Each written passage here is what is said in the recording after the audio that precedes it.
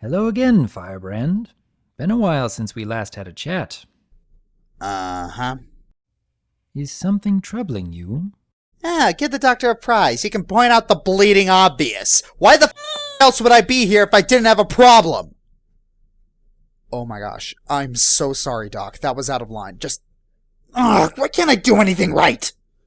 FireBrand, please. I'm here to help. Tell me what's on your mind. Alright. Long story short, I guess I'm having anger issues. Yeah, yuck it up. The fire guy has a temper. Go ahead, point out the cliche and what the heck, say bro hub while you're at it. Everyone else has. I wouldn't dream of it, FireBrand. I strive to create an atmosphere of understanding, but in order to do that, I need you to be straightforward with me. I'm your friend, and I'm here to listen to your problems and help you through them. Perhaps you should start at the beginning, please? Sorry, I have an anger problem. I go through periods of overreacting and blowing up, and it doesn't help that a lot of things are augmenting it right now. The stress of trying to balance active military service, managing a YouTube channel, and still trying to live my own life is, for lack of a better word, difficult. Usually I'm able to deal with this stress by looking online to see my fans cheering me on and their loyal support for my videos. It's what keeps me going. Seeing all those comments and fan art gives me the strength to continue on doing what I love. Then there are a select few people I see that seem to go out of their way to try and tick me off. I see. And how often does this happen? Now that you mention it, it happens almost monthly. I try to release a new major video on my larger channel once a month. Once it's released, I really like to see the instant feedback from my fans and I'd like to interact with them. Most of them are incredibly positive about the video, saying how much I made them think, blew them away with spectacle, or, the most important thing to me, made them laugh. I admit it, I'm a clown. I love making people happy and I love to entertain.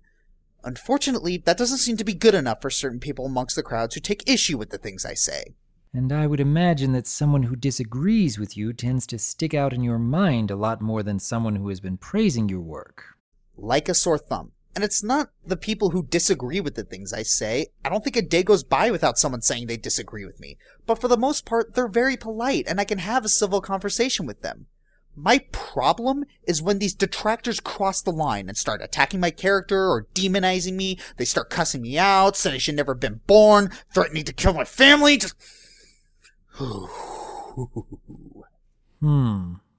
I'm sure that I could not understand all the reasons why someone would want to attack you in such a way, but I can think of one reason why it seems to keep coming back.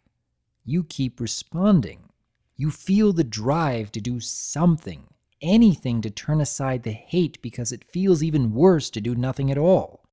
Hit the nail on the head, because when I do respond, half the time the person actually admits they were out of line and everyone makes up and everything's all hunky-dory. Sometimes I even become good friends with them. That sort of reaction gives me a bit of hope that I can... This is gonna sound off topic, but are you familiar with the 7 virtues and sins? Vaguely, yes. Long story short, people have strong inclinations towards 7 specific virtues and vices. For me, I'd have to say my virtue is justice and my vice is wrath.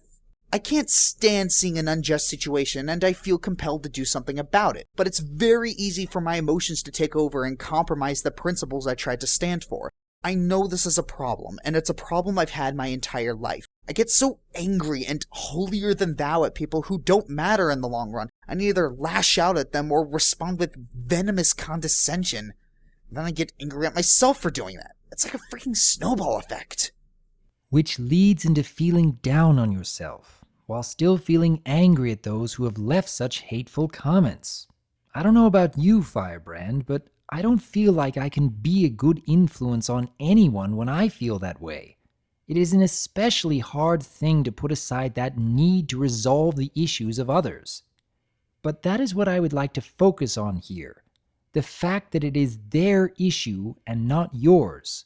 They want to tell you about all the things you're doing wrong and how you are unworthy in some way. But did that really change anything about what made you into the person you are today? What went into making that video they have a problem with?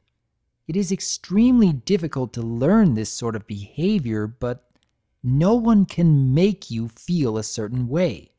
That is a choice you make yourself.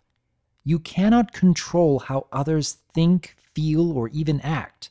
You can influence them to a certain degree, but in the end, they will decide on how they will feel, just as you will decide on how you feel. I have had a great many hateful, offensive, and downright cruel comments left on my videos over the past year. And I will admit that such comments will always stick out in my mind far more than the countless more comments that encourage, uplift, and praise. But I have a choice when it comes to how I will feel about it, because I am an agent who acts, rather than an object that is acted upon. I still wish that others would at least try to see things from a new perspective whenever I see those hateful comments. And occasionally I have been able to reach a mutual understanding with someone who sought to offend me. But more often than not, I just have to remind myself that I cannot control how someone else thinks, feels, or acts, just as they cannot control how I think, feel, and act. Does that make sense to you, Mr. FireBrand? No. No, it doesn't. It should make sense, but it doesn't. Why? Because I've heard that same freaking monologue my entire life. I've always had this problem, and no matter what I do, no matter what I try, I keep falling into the same traps. People attack me. I get angry. I respond in anger. They respond in anger. My fans see our conversation. They respond in anger. I look at what I've done, and then I get angry at myself for allowing it. Then memories of similar events appear in my mind, and I get even more angry at myself for not learning for the last time. It's a vicious cycle that I want to stop, but the lesson never seems to stick. I don't want to keep getting angry and responding to these people, but I still do. I keep getting told the same things over and over and over and... Ugh! When am I gonna learn? Ugh. When am I gonna learn? Well, perhaps this may not be a permanent solution to your issue, but I've often found that whenever I'm feeling a bit overly stressed, I tend to repeat a very simple phrase.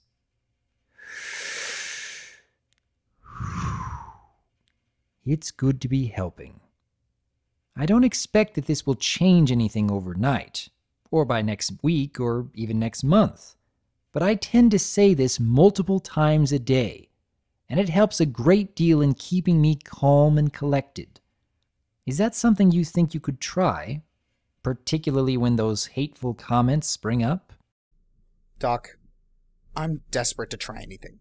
I hate making the same mistakes over and over. I don't like making mistakes in general. Whenever I mess up, I take it really hard because I suppose I'm in environments where making small mistakes have huge consequences and high publicity. Not just from high military standards, but many people look up to me. Not just as a comedian who knows how to poke fun at games or episodes, but as a person of strong character. I'm not trying to toot my horn here, it's what everyone tells me. I get dozens of messages a day from people saying they are inspired by my moral standards and sense of justice. They appreciate how I don't tolerate spider malice and I actually do something about policing that kind of behavior. And I guess me making a mistake feels like I've failed them in a way. I feel trapped. I wouldn't say that, FireBrand. Showing your weakness and talking about your struggles can actually do wonders in helping inspire those who follow you. It shows that what you have achieved and the person you have become is not unattainable for anyone who looks up to you. I've gotten many, many messages from others telling me how much I have inspired them. But the most heartfelt and genuine comments I received were actually from a video where I showed everyone my greatest weaknesses. So many of my watchers deeply appreciated seeing my struggle, because it helped them to feel as though they could relate to me. And likewise, even in the case of a weakness that you are continuing to struggle with for all these years, that can actually help inspire others in a way that showing your strengths and confidence never could. Does that make sense to you, Mr. FireBrand? Not really. That sort of feels like I'd be glamorizing my shortcomings. It doesn't feel right if I showcase my flaws as if I were comfortable with them. It's not supposed to be about becoming comfortable with your flaws. It's supposed to be about how you are striving to overcome them and showing others that it's not all that easy. It's an example of perseverance in the face of an insurmountable problem. That's the inspiring part of showing a weakness. I'm not so sure. I feel that if I show the ugly sides of myself and get too much encouragement, I'd get too complacent with my behavior and not watch myself as much. I guess I'm just scared that if I don't hold myself to such high standards and punish myself accordingly, I'll get worse. I know I sound very defeatist, but who am I kidding? I am being very defeatist. If there is one thing that I hope you can take away from this conversation today, is that you shouldn't face such a struggle alone. And perhaps in a way, you just might help someone else feel as though they shouldn't struggle alone either. You are not perfect, FireBrand. While it is admirable that you hold yourself to high standards, if trying that hard causes you to enter periods of anger and depression, something needs to change. You'll need an outside force to keep you grounded, to pull you out of your emotional danger zones before you fall in too deep. I'd recommend a good friend or family member for this. So you're saying that I'll have to rely on others to help me, and I can still help people even though I might not be able to help myself? That sounds a little weird, but I think I can give it a shot.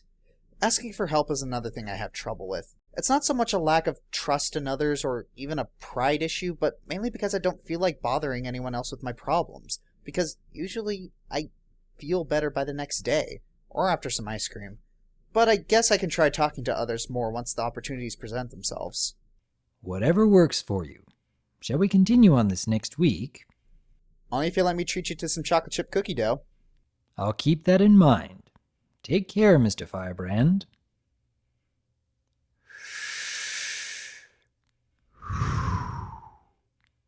It's good to be helping.